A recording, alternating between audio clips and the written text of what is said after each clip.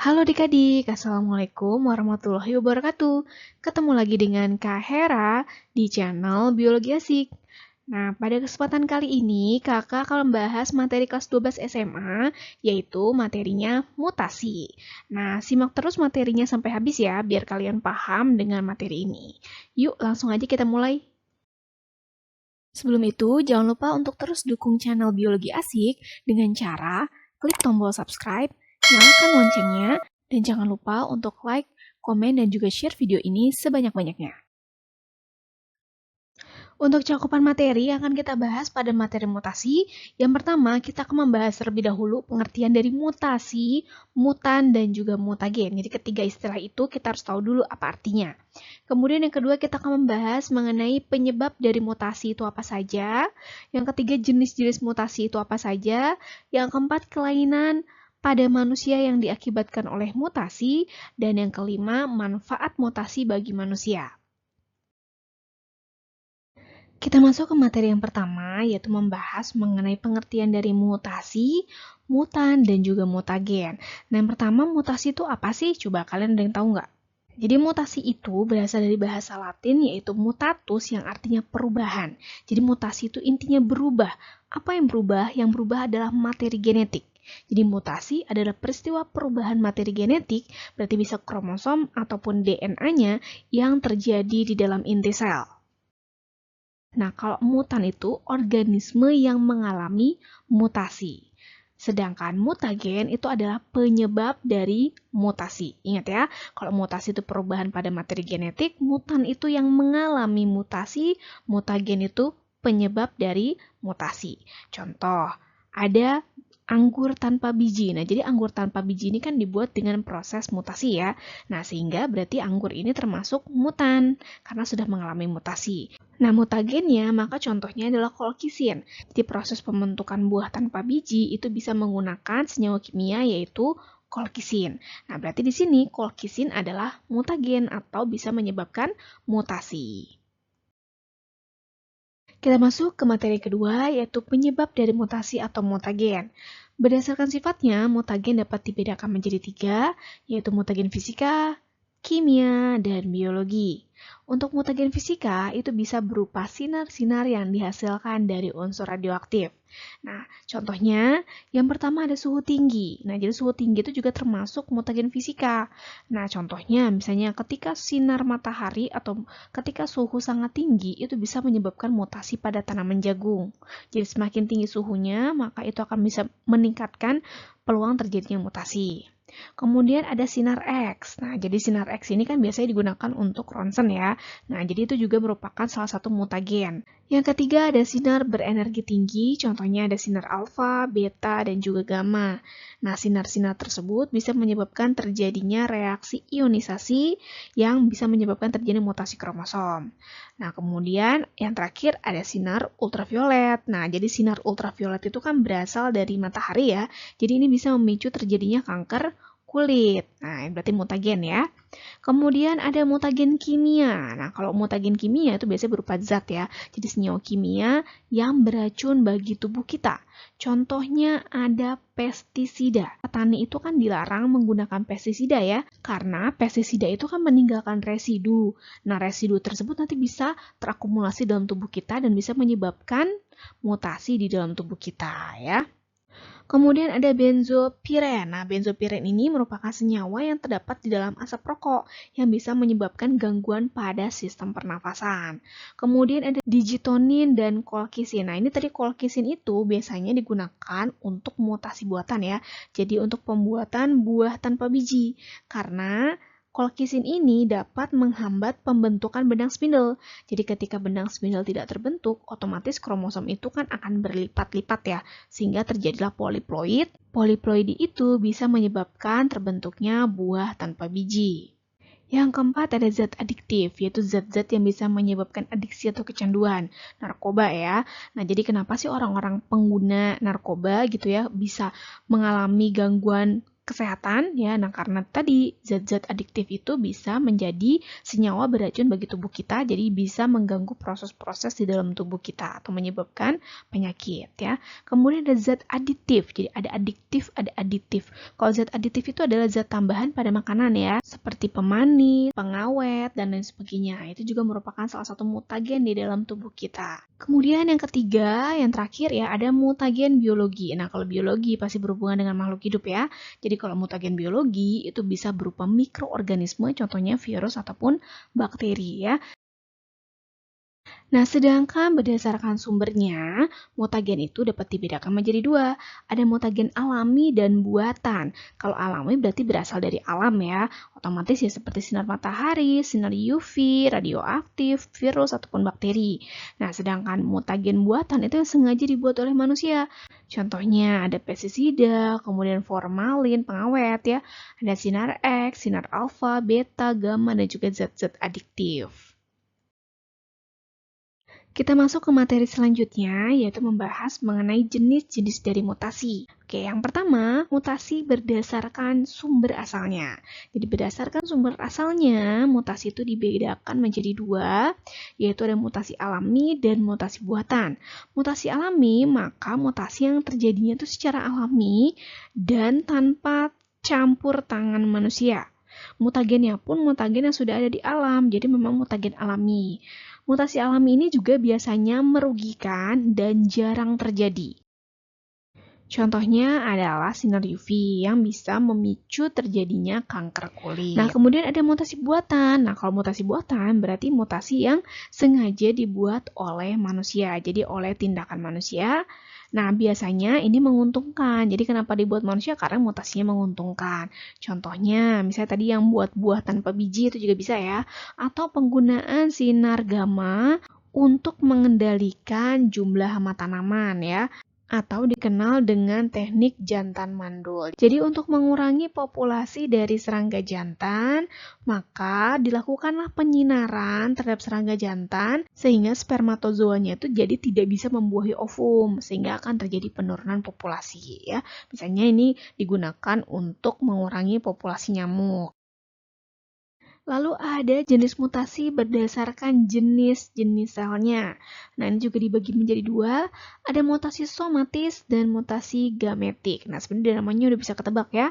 Kalau mutasi somatis berarti mutasi yang terjadinya di sel-sel tubuh atau sel somatis.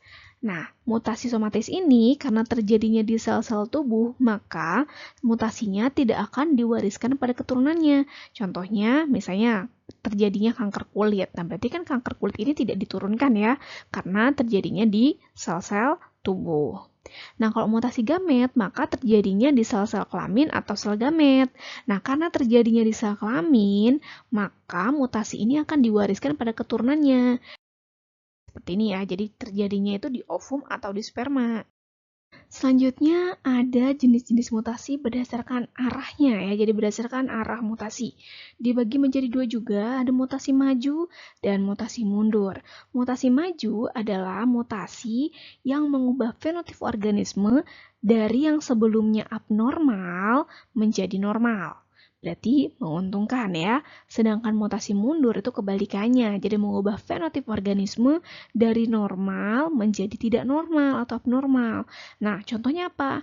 Untuk yang mutasi maju, contohnya itu adalah pengobatan kanker melalui kemoterapi ya atau radioterapi. Nah, berarti kan dari sel-selnya kanker menjadi normal kan? Jadi menjadi normal kembali, otomatis itu termasuk maju. Nah, sedangkan untuk mutasi mundur, contohnya ya berarti misalnya dari sel-sel kita normal, nah kemudian mengalami mutasi. Misalnya contoh di sini ada orang menderita sickle cell atau siklemia.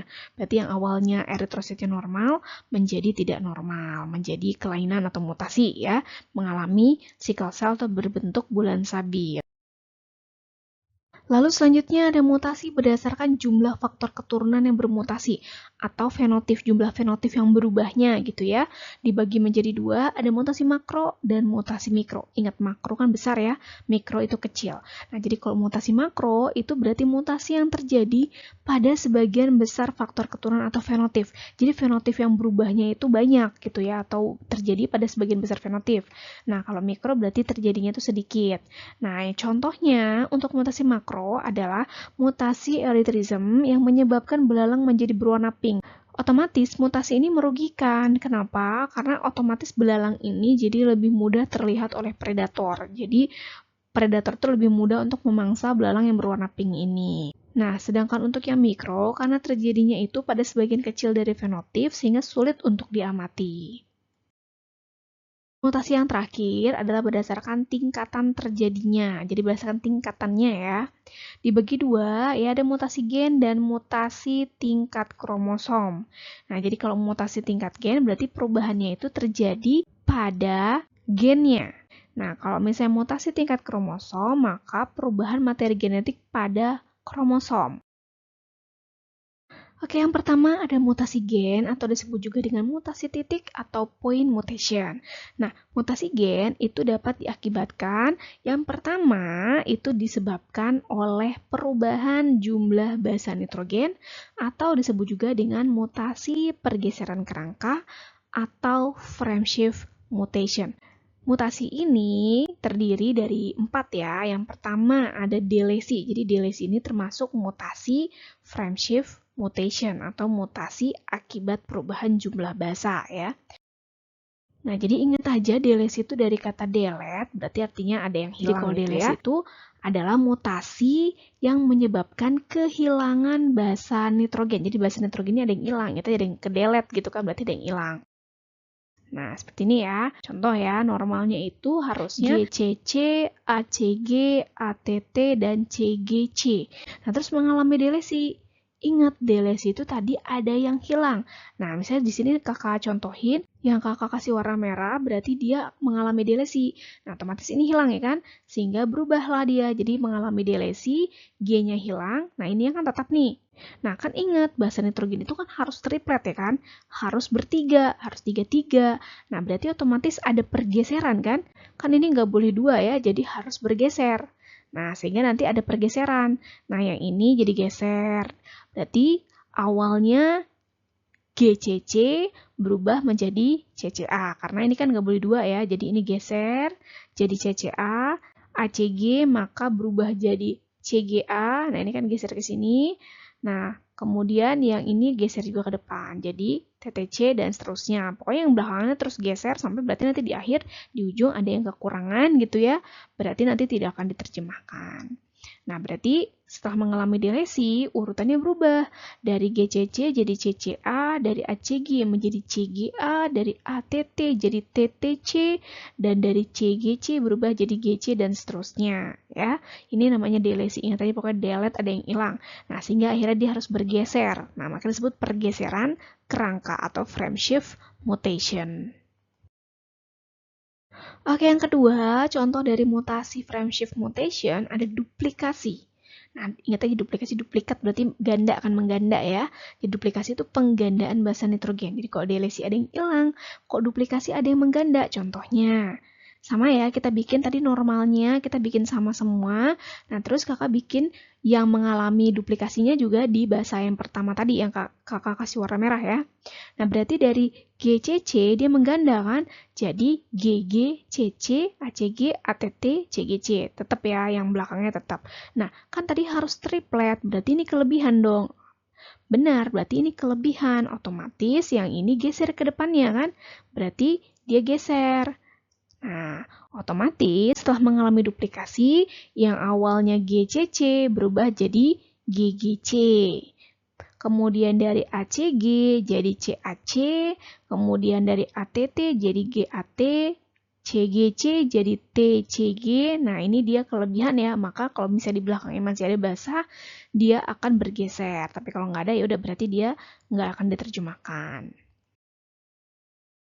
Yang ketiga ada insersi. Insert, ingat aja insersi itu berarti penyisipan basa nitrogen. Jadi kalau duplikasi tadi mengganda, insersi itu ada yang nyisip ya, jadi ada yang masuk.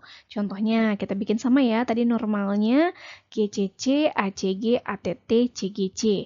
Lalu mengalami insersi. Nah, sebagai contoh di sini ada basa nitrogen G yang menyisip di antara ACG. Jadi di antara A sama C ini ya, menyisiplah G. Nah, otomatis berubah ya dia ya. Dari GCC ini tetap ya. Dari ACG berarti berubah jadi AGCG. Nah, yang belakangnya tetap ya. Nah, otomatis ingat tadi harus bertiga ya.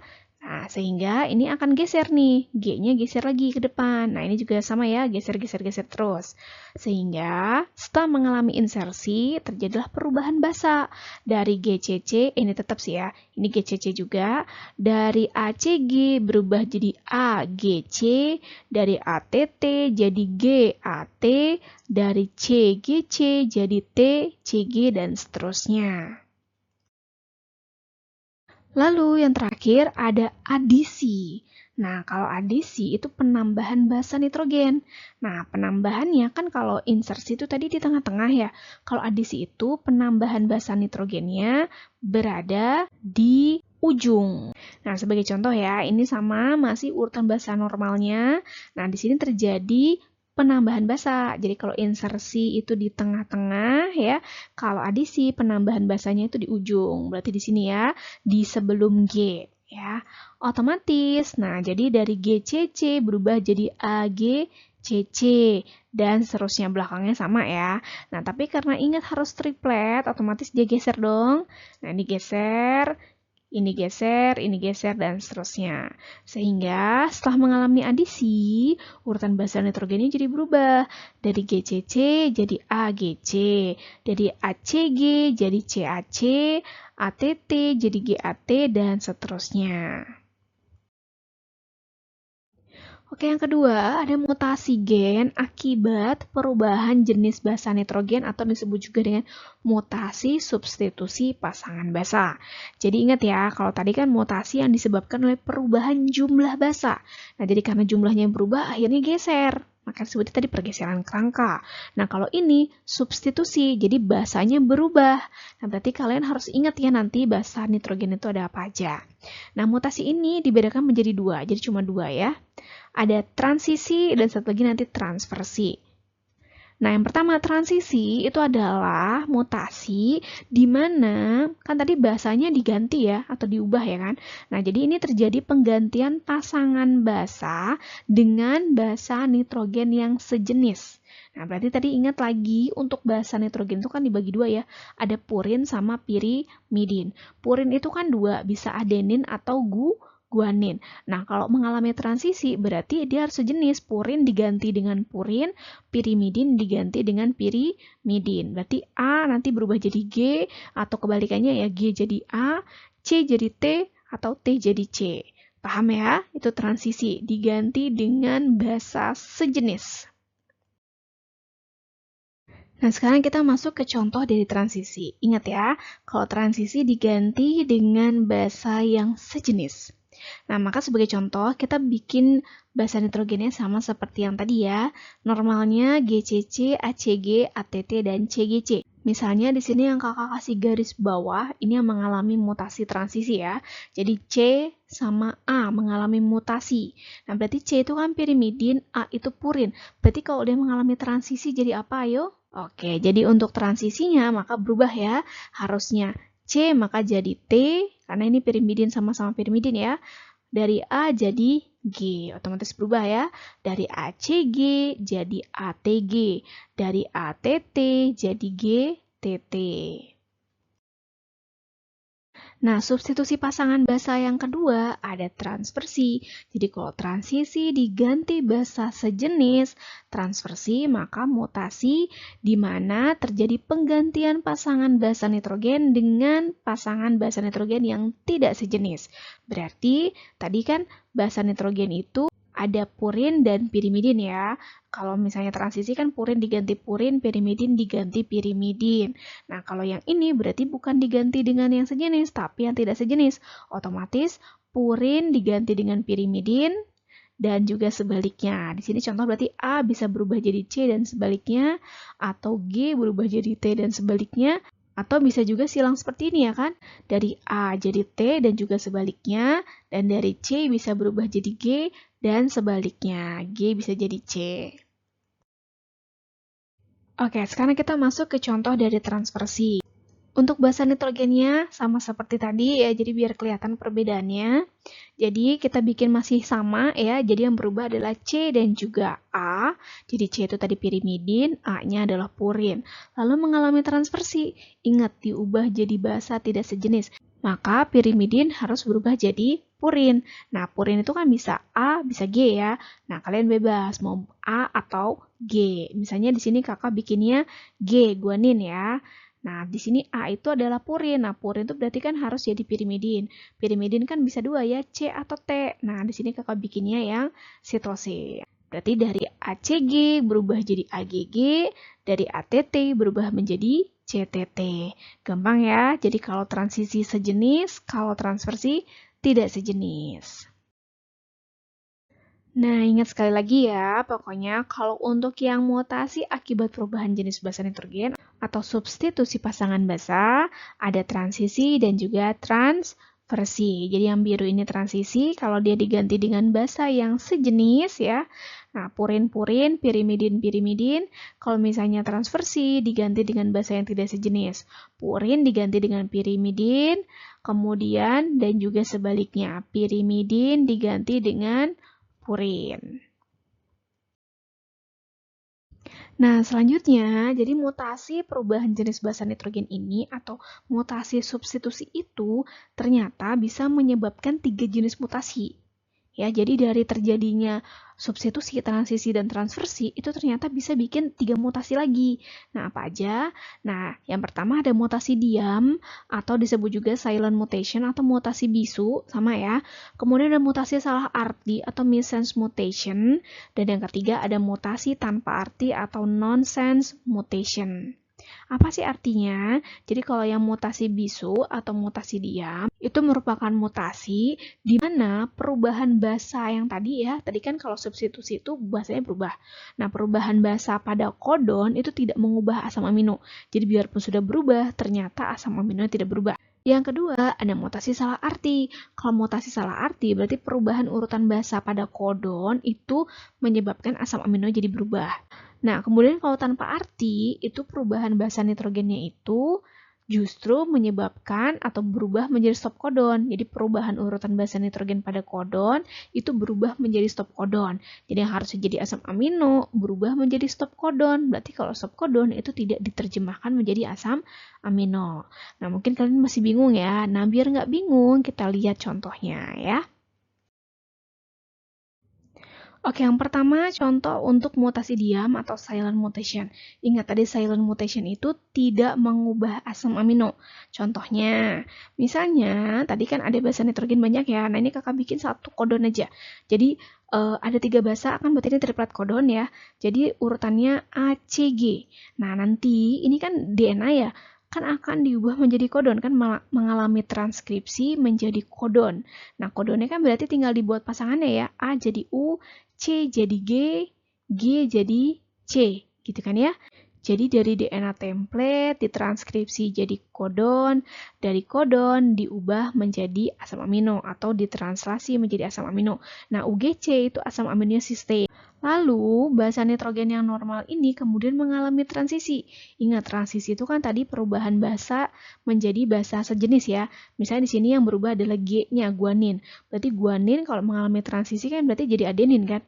Purin jadi purin kan, berarti dari ACG berubah menjadi ACA. Ingat, DNA template ini nanti akan ditranskripsi jadi kodon ya. Berarti dia jadi kodon dong. Dari ACA maka kodonnya A pasangannya U, C pasangannya G, A berarti pasangannya U kan. Berarti berubah dong dari UGC jadi UGU. Nah, UGU atau kodon ini kan kemudian ditranslasi menjadi asam amino.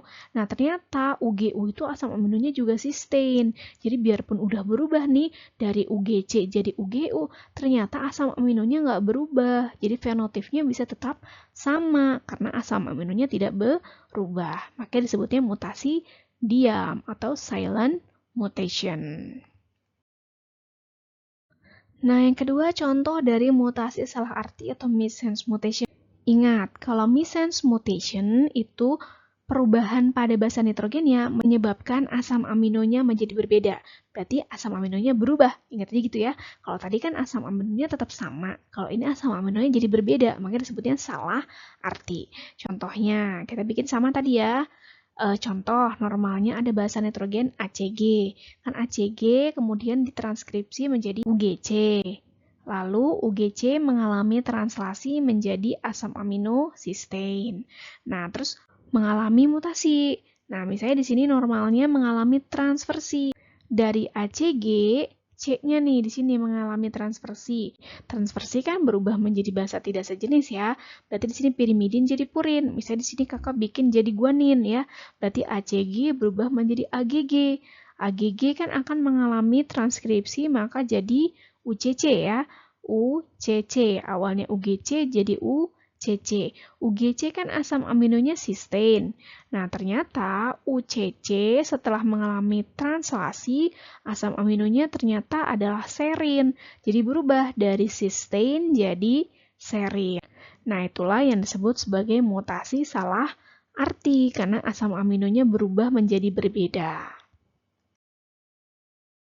Nah, yang terakhir, mutasi tanpa arti. Kalau mutasi tanpa arti, ingat berubahnya jadi stop codon. Harusnya jadi asam amino, berubah jadi stop codon.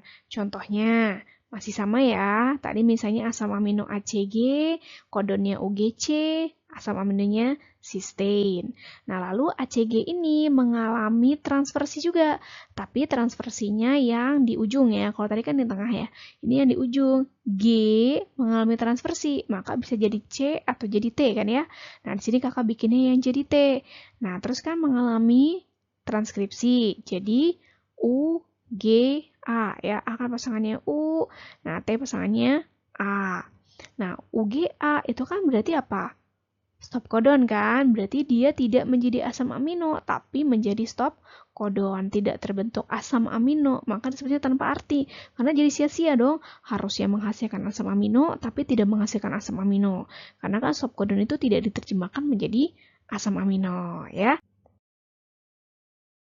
Oke, yang kedua ada mutasi kromosom atau disebut juga dengan mutasi besar atau gross mutation atau disebut juga dengan aberasi kromosom. Jadi berdasarkan tingkatan kan tadi cuma dua ya, gen dan kromosom. Nah ini udah yang kedua ya. Nah untuk mutasi kromosom itu bisa diakibatkan yang pertama itu akibat perubahan struktur kromosom. Nah, untuk mutasi perubahan struktur kromosom dibagi lagi menjadi beberapa mutasi. Yang pertama ada delesi. Nah, jangan ketukar ya. Ada delesi mutasi kromosom, ada delesi mutasi gen.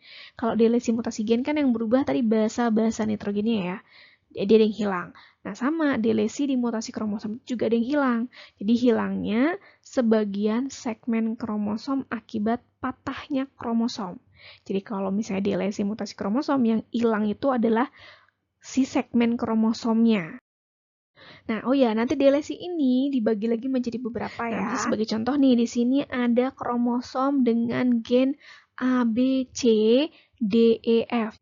Nah, terus misalnya kromosom ini mengalami mutasi atau mengalami delesi. Nah, delesi itu kan dibagi lagi menjadi beberapa ya. Yang pertama, ada delesi terminal. Jadi kalau delesi terminal itu yang hilang itu adalah ujungnya. Jadi harusnya kan tadi A, B, C, D, E, F. Nah kalau mengalami delesi terminal, F-nya yang hilang. Ini namanya delesi terminal. Nah kemudian yang kedua ada delesi interkalar atau interstitial. Nah kalau delesi interkalar itu yang hilang itu bukan di ujung tapi bisa di tengah-tengah. Bisa E-nya atau D-nya ya. Jadi bukan di ujung. Ingat aja kalau terminal itu ujung ya. Jadi ujungnya hilang bisa F atau A. Kalau delesi interkalar yang hilang itu yang tengah-tengah. Bisa B, bisa C, bisa D. Nah kayak gitu ya. Yang ketiga ini masih delesi ya. Jadi delesi tadi ada interkalar, ada terminal. Nah, yang ketiga ada delesi cincin. Nah, kalau delesi cincin, nah ini dia membentuk patahannya itu membentuk seperti cincin. Nah, ini bagian yang mengalami delesi. Jadi, saya contoh ini kan A, B, C, D, E, F, G. Nah, terus di sini adalah patahnya di sini nih. Nah, di antara E sama C ini ya. Patah. Nah, kemudian A, B, dan F, G bergabung. Nah, ini kan patahannya ya. Ini bergabung. Nah, ini terpisah. Nah, patahannya ini membentuk seperti cincin. Nah, itu disebutnya delesi cincin. Nah, yang keempat ada delesi loop. Nah, kalau delesi loop, jadi ini dari normalnya seperti ini. Ada kromosom dengan gen A, B, C, D, E, F ya. Nah, lalu ini adalah daerah yang akan mengalami delesi. Nah, kemudian daerah atau gen yang CD ini dia melengkung. Nah, jadi seperti ini ya. Jadi nggak patah, tapi dia melengkung seperti ini. Nah, ini namanya delesi loop. Jadi membentuk lengkungan. Salah satu contoh terjadinya delesi pada manusia, nah ini bisa terjadi pada kromosom nomor 5. Nah, jadi ini jika terjadi delesi pada kromosom nomor 5, ini menyebabkan yang namanya sindrom cry-do-cat atau cat's cry atau sindrom kucing menangis ya.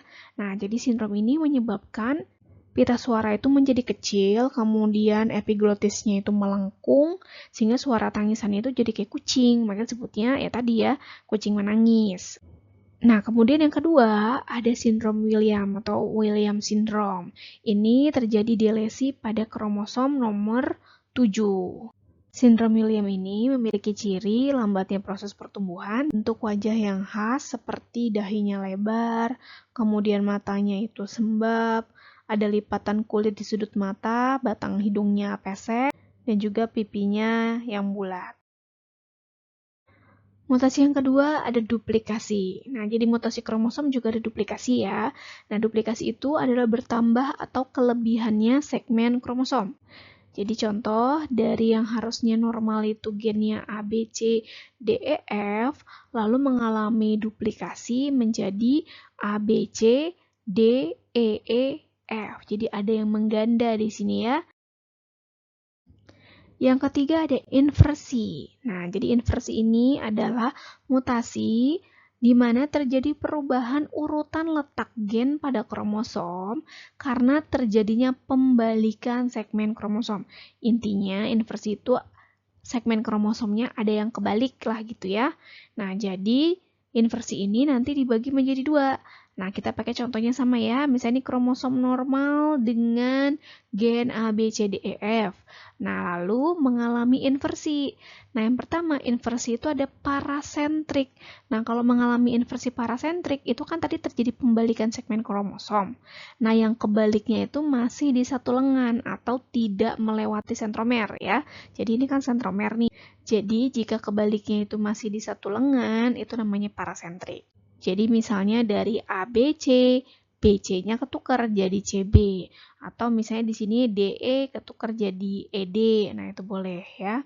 Nah, kalau yang kedua, ada inversi perisentrik. Nah, kalau perisentrik itu dia melewati sentromer. Jadi contoh dari A, B, C, D, E, F, C sama D-nya ketukar. Maka jadi A, B, D, dan ini jadi C, E, F. Jadi yang ketukar ini C sama D-nya. Nah, ini melewati sentromer. Kalau ini tadi tidak melewati sentromer. Mutasi kromosom yang keempat ada translokasi. Jadi translokasi ini adalah menempelnya patahan kromosom pada kromosom yang bukan sehomolog. Contoh, translokasi itu dibagi lagi menjadi beberapa ya. Nah, ini contoh normalnya dulu ya. Jadi contohnya di sini terdapat sepasang kromosom di mana ini tidak homolog ya kan. Jadi dengan gennya A, B, C, D, E, F sama kromosom KLM, NO. Nah, AB sama KL ini patah. Jadi yang kakak kasih panah ini berarti dia ini patahannya ya. Jadi AB dan KL patah. Lalu mereka saling menempel, bukan pada kromosom. Harusnya kan KL bisa patah, harusnya nempelnya sama M lah gitu ya.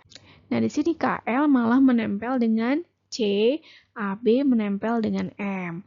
Nah, ini namanya translokasi resiprok ya. Jadi terjadinya penempelan patahan kromosom pada kromosom yang bukan sehomolog. Jadi KL sama AB jadi tukeran. Ya, kayak gitu ya. Ini namanya translokasi resiprok. Nah, lalu yang kedua masih translokasi nih ya. Nah, jadi yang kedua ada, ini contohnya juga masih sama, normalnya ada kromosom A, B, C, D, E, F sama K, L, M, N, O. Nah, tapi di sini yang patah cuma AB. Kalau tadi kan A, B, K, L yang patah ya. Nah, di sini AB-nya patah, K, L, M, N, O-nya tetap. Nah, si AB ini lalu menempel pada K, L, M, N, O. Jadi di sini sih salah, jadi tinggal C, D, E, F. Nah, AB-nya menempel pada kromosom KLM, NO. Nah, jadi translokasi non-resiprok itu hanya mentransfer satu fragmen kromosom pada kromosom non-homolog. Kalau resiprok, itu sama-sama dua-duanya saling tukeran ya. Yang ketiga, itu ada translokasi Robertson atau disebut juga fusion. Nah, jadi translokasi ini itu terjadi pada kromosom akrosentrik. Nah, jadi adik-adik ingat ya, kalau kromosom akrosentrik itu kan yang lengannya satu panjang, satu pendek banget ya. Nah, kemudian terjadi patahan di sini, sehingga ada lengan panjang dan lengan pendek. Jadi lengan panjang dan lengan panjang kemudian nempel. Nah, kemudian lengan pendek sama lengan pendeknya juga nempel. Sehingga nanti bentuknya kayak gini. Nah, ini namanya Robertson ya, atau fusion. Jadi lengan panjangnya saling nempel sehingga membentuk kromosom metasentrik. Metasentrik itu kan sama panjang lengannya ya. Nah, sedangkan yang pendek juga nempel sama yang pendek. Nah, lengan yang pendek ini biasanya akan menghilang. Nah, yang panjangnya itu bergabung menjadi kromosom metasentrik. Mutasi akibat perubahan struktur yang kelima ada katenasi. Nah, jadi katenasi ini adalah melekatnya ujung-ujung kromosom hingga membentuk lingkaran. Jadi katenasi ini diawali dari dua kromosom non-homolog yang membelah menjadi 4. Jadi awalnya terdapat 2 kromosom, lalu kromosom ini membelah menjadi 4 kromosom. Nah, jadi ini ada 4 kayak gini ya. Nah, kemudian terjadi translokasi. Jadi katenasi ini diawali dulu dari translokasi. Misalnya di sini yang kakak kasih panah ya, ini mengalami translokasi. Ingat translokasi itu kan tadi bertukar ya. Jadi bertukar C sama K-nya. Maka berubah dong ya, jadi ABK dan ini jadi CLM. Nah, yang ininya tetap ya. Jadi yang ABC dan KLM yang satu laginya tetap. Nah, kalau kita perhatikan, nah ini ujung-ujung kromosomnya ternyata sama ya kan? Ini A, ini C, ini C, ini K, dan ini M dan M. Nah, kemudian ujung-ujung kromosom yang sama tadi saling nempel. Sehingga berbentuklah seperti lingkaran. Jadi A nempel sama A, K sama K, M sama M, C sama C. Nah, inilah yang disebut sebagai katenasi. Yang terakhir dari mutasi akibat perubahan struktur kromosom itu ada fission. Jadi tadi ada fusion, nah ini fission ya, atau disebut juga dengan isokromosom. Nah, jadi mutasi ini terjadi pada saat kromosom menduplikasi diri. Nah, maksudnya gimana? Nah, contoh ya, di sini ada kromosom ya, A, B, C, D. Nah, ini kromosomnya sudah mengalami duplikasi ya, sehingga kan ini ABCD, nah ini duplikasiannya ya, ABCD juga. Nah, kemudian terjadi patahan di sini. Nah, ini patah. Nah, berarti kan awalnya ini kan kromosom metasentrik kan, karena lengannya sama. Nah, patah. Nah, kemudian setiap patahannya itu lalu menempel. Nah, jadi ini kan patah. Nah, jadi kayak gini kan, ini terpisah kan. Nah, setiap patahannya itu baru menempel. Sehingga ini kan kalau kita lihat jadi metasentrik lagi. Nah, tapi gennya jadi berubah. Awalnya ABCD, nah ini kan jadi AB, BA. Yang ini dari ABCD juga jadi DCCD.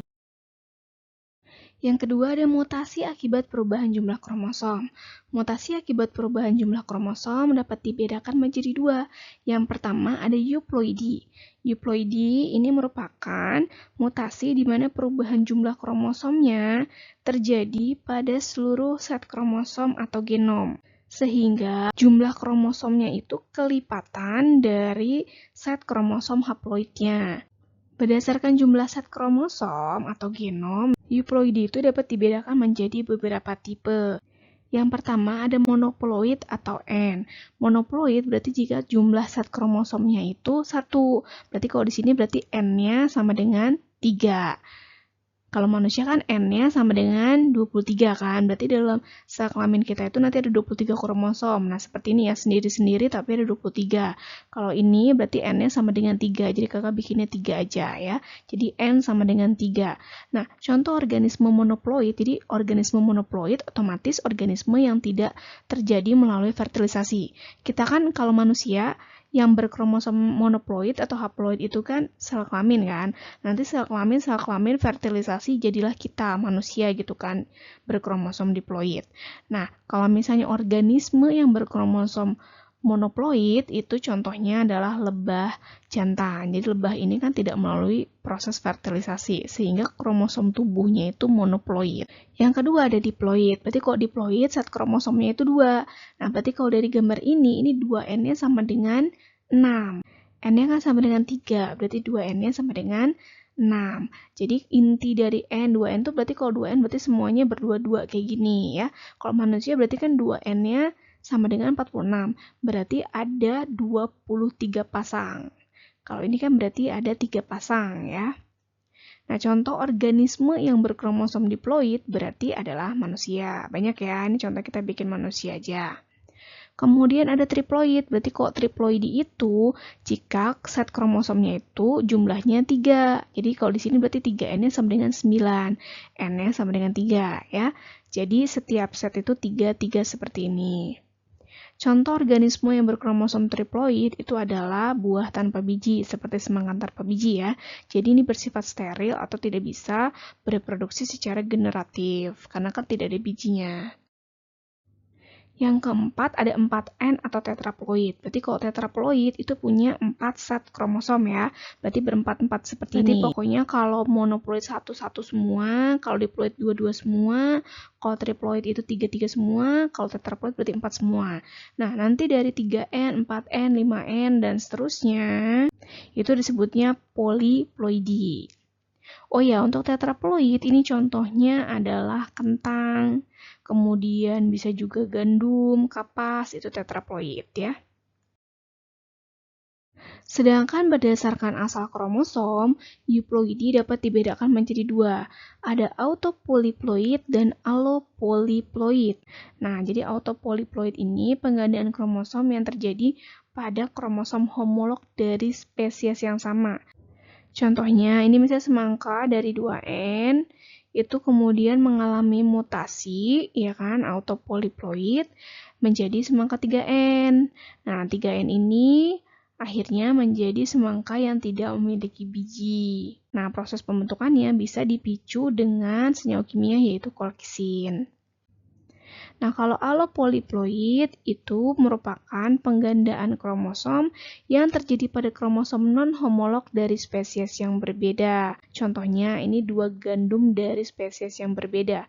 Ada Triticum turgidum sama Triticum tauchi. Nah, ini hasil persilangan antara 2 gandum yang berbeda ini menghasilkan gandum Triticum aestivum dengan kromosom 42 AABBDD.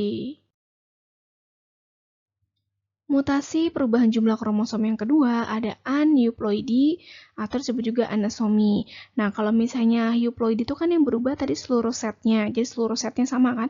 Kalau 1 semua, kalau 2 semua, kalau 3 semua. Kalau misalnya aneuploidi itu perubahannya itu hanya terjadi pada pasangan kromosom tertentu saja. Aneuploidi ini dapat disebabkan yang pertama oleh anafase lag, yaitu peristiwa tidak melekatnya kromatid pada gelendong pembelahan. Nah, kalau non-disjunction itu adalah peristiwa gagal berpisahnya kromosom homolog pada saat anafase. Tipe-tipe dari aneuploidi yang pertama, trisomi. Jadi trisomi itu adalah tipe kromosom di mana dia kelebihan 1. Nah, jadi kan normalnya ini kan kita manusia kromosomnya misalnya kromosom tubuhnya kan 2N. Berarti tadi kalau 2N itu kan berdua-dua ya kan. Nah, terus mengalami mutasi trisomi. Nah, kalau trisomi berarti kelebihan 1. Jadi cuma salah satunya aja. Kalau misalnya euploidi kan kalau berubah 1 berubah semua. Contoh dari 2N. Terus misalnya tadi semangka kan jadi 3N. Nah, berarti dari 22 jadi 33 semua. Kalau misalnya aneuploidi, kalau berubah 1, ya udah 1 aja, yang lainnya enggak gitu ya. Jadi contoh kan ini kelebihan 1, berarti yang 1 aja nih yang lebih, yang lainnya enggak. Ini namanya trisomi. 2 tambah 1 kan 3 ya, jadi trisomi. Nah, trisomi pada manusia berarti kan contohnya ada sindrom Klinefelter, female super, dan lain sebagainya. Kemudian ada monosomi. Nah, kalau monosomi itu kekurangan 1, 2N min 1. Jadi harusnya tadi di sini ada sepasang ya kan? Nah, kurang 1.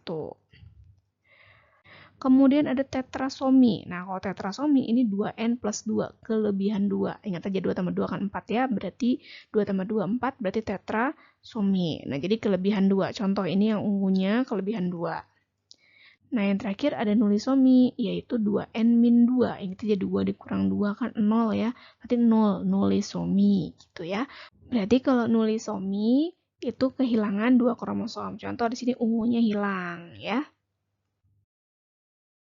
Kita masuk ke materi selanjutnya, yaitu kelainan pada manusia akibat mutasi.